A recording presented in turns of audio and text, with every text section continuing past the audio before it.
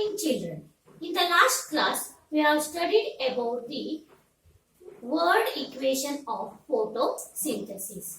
Now, in this class, we have to study about the symbolic equation of photosynthesis.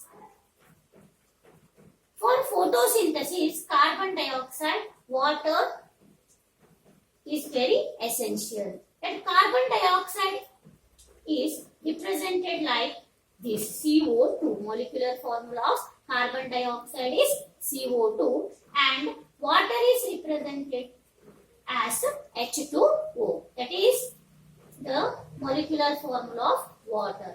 And you have to put arrow mark. Above that arrow mark you have to write sunlight and below that you have to write chlorophyll. Then the product produced, that is in the form of glucose, that is C6H12O6 plus O2 oxygen plus H2O. This is the symbolic equation of photosynthesis.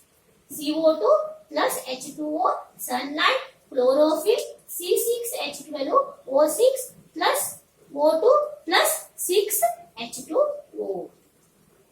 Here you can come across numbers 6, 12, 6, 6. These are the numbers written to adjust the number of atoms on both the sides. Now, you came across that during photosynthesis, the starch is prepared by the plants, synthesized by the plants. But plants also prepare other type of components like proteins, vitamins. They are also very essential for different life processes.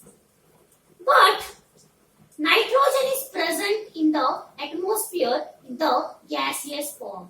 This gaseous form of nitrogen cannot be utilized by the plants directly. But this should be converted into usable forms of nitrogen with the help of some of the bacteria. The soil bacteria such as rhizobium that helps to convert the gaseous form of nitrogen into usable forms of nitrogen. It converts nitrogen into gaseous nitrogen into nitrates, ammonia as well as nitrites. This can be used by the plants for different life processes. To prepare protein, nitrogen is very essential. By using this nitrogen fixed by the rhizobium bacteria, they prepare the protein. Rhizobium bacteria helps in nitrogen fixation. It is present in the soil and it takes shelter in the root nodules of the leguminous plants. Take shelter in the root nodules of the leguminous plants. And they also obtain nitrogen and other type of minerals, vitamins with the help of fertilizers. Means the farmers will add fertilizers. From that they will get the nutrients, other type of nutrients for their life processes. By the photosynthesis, they will prepare starch and they will obtain nitrogen from the soil bacteria. They cannot use the gaseous nitrogen directly. That should be fixed by the soil bacteria named rhizobium. That will help in the fixation of nitrogen. Now we have to discuss one experiment related to the photosynthesis.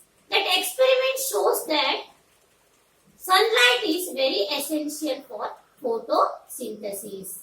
Without sunlight, the plants cannot prepare their food.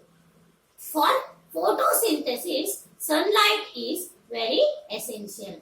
For this experiment, we require 2 potted plants of same kind. Same kind of 2 potted plant you have to consider, and you have to keep one potted plant in a sunlight and another one in a dark room for 2 to 3 days. You have to keep it both the plants for 2 to 3 days. One in sunlight, another one in a dark room. After 2 to 3 days, you have to check the leaf for starch. How do you check the starch present in the leaf? What is the test for starch? Yes, test for starch is iodine test. You have to take iodine solution. You have to test the leaf of both the potted plant for the starch preparation. The potted plant that you kept in the sunlight that gives test for starch. The potted plant that you kept in dark room that will not give the test for starch. That indicates that food is prepared in the potted plant that kept in the sunlight. In the absence of sunlight, plants cannot prepare the food. For the preparation of food or for photosynthesis, sunlight is very essential. The starch present in the leaf can be done by like this experiment. You have to take the crushed leaves in the test tube and you have to add 2 to 3 drops of iodine solution to that. If the color changes into blue-black color, then it indicates that starch is present in the leaf. Food is prepared in the leaf. That test you have studied in the 6th standard. That is the test for starch. Next, we have to discuss about algae. Algae means a slimy green patches found in pond or stagnant water. That means algae means a slimy green patches found in ponds or stagnant water bodies. Stagnant water bodies means in Kannada we call it as ninta neeru. Okay, that is standing water. Okay, in standing water as well as in ponds, you will come across a green patch-like structure, patches. They are called as algae. Kannada that is called as pachi. This algae is green in color because of presence of chlorophyll. They are also having chlorophyll. They can prepare their own food. They contain chlorophyll pigment which gives them the green color. Algae can prepare their own food by photosynthesis. Because they are having chlorophyll, they capture the sunlight and they help in the process of photosynthesis. Thereby, they can prepare their own food. Algae is nothing but a slimy green patches found in ponds or stagnant water bodies. They are green in color. They can prepare their own food.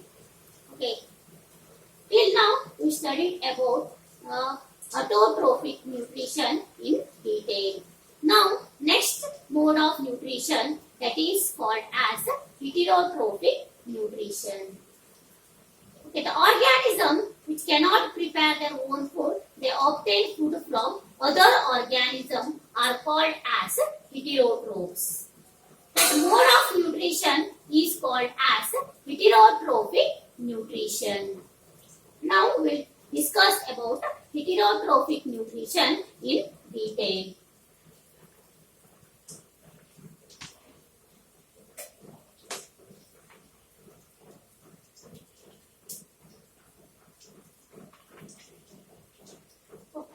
There are different types of the different modes of heterotrophic nutrition. First one that is parasites. Next one is insectivorous plants. And third one is saprotrophs.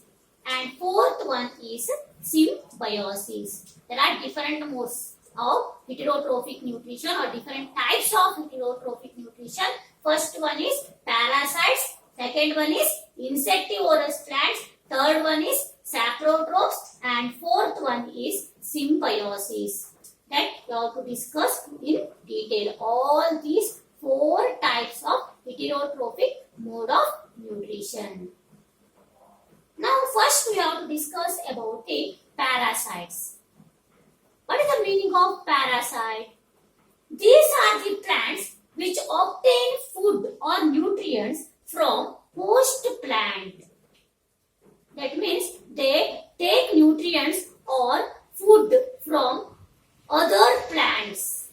where they will take shelter. On that plant, they will take the nutrients as well as food. That type of plants are called as parasites. These are the plants which obtain nutrients or food from host plant. They obtain ready-made food from the host plant. That type of plants are called as parasites. These parasites are not having chlorophyll. They cannot have chlorophyll. They cannot prepare their own food. They are not having chlorophyll. So that's why they cannot prepare their own food. They do not have chlorophyll. They cannot synthesize food. I told that here host plant. What is the meaning of host plant? Host means the plant on which it takes or it climbs is called as host plant, or a plant on which it takes shelter is called as host plant. Okay, example of parasite is very important example, that is Cuscuta or amarbel. Cuscuta or amarbel is an example for a parasite. This Cuscuta is a very good example for parasite, a very good example of parasite, and it is yellow, slender, wiry like structure that will take shelter on the big tree, and that will twinning the branches, as well as stems of the host plant. It is a yellow, slender, wiry plant. Okay, it is a climber. Okay, it is a climber. It climbs on big trees. This is a example for a parasite. Example for parasite is Cuscuta, or another name, that is amarbel.